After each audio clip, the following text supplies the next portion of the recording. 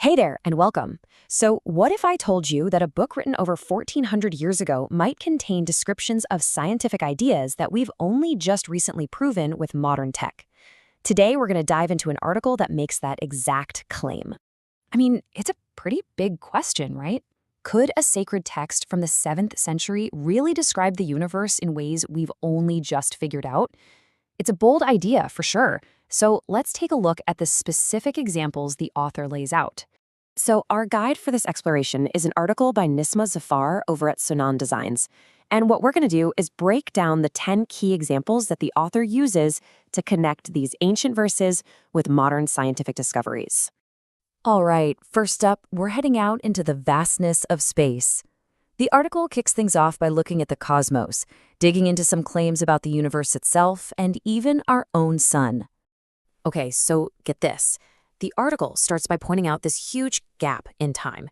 You've got a verse from the 7th century on one side, and then a game-changing scientific discovery in 1929 on the other. We're talking more than 1,300 years apart. So here's the verse the article points to. The author really zeroes in on that last phrase, "We are its expander." The argument being made is that this is a direct, clear description of an expanding universe. And that, of course, connects right to the Big Bang Theory. You know, it was back in 1929 when Edwin Hubble first noticed that galaxies are actually moving away from each other. That was the first real proof we had that our universe is constantly expanding. Okay, so from the massive scale of the whole universe, the article now zooms in on our own sun. For centuries, people just assumed the sun was fixed in place. But now we know it's on this incredible journey, orbiting the center of our galaxy, the Milky Way.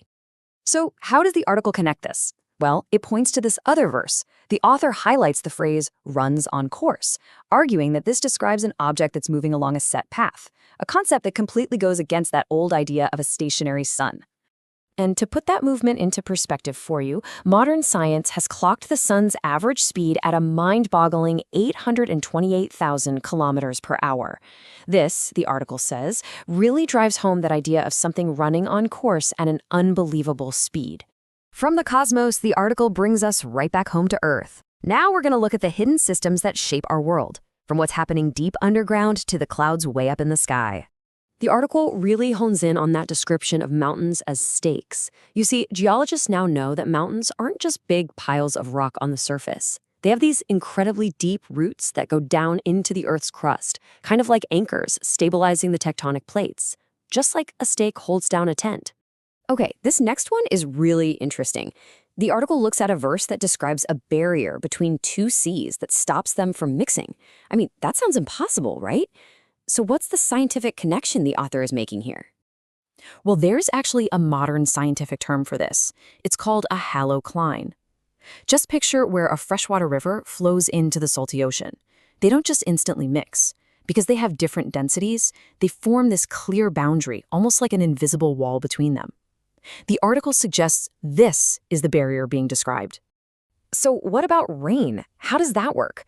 The article points to a description of cloud formation that honestly reads kind of like a science textbook.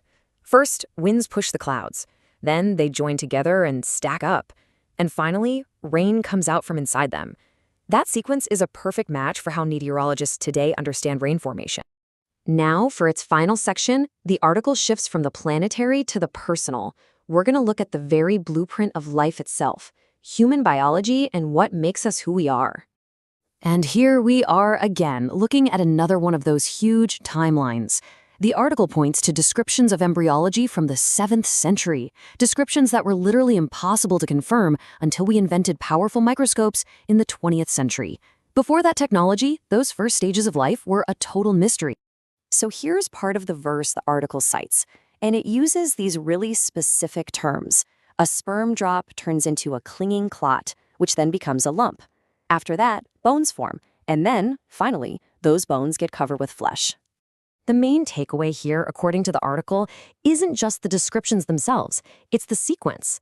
The author argues this isn't some vague poem, it's a precise order of events, and modern embryology confirms this exact developmental path, a sequence you just couldn't have known without a microscope. For the final example, the article zooms in on what seems like a tiny detail, fingertips.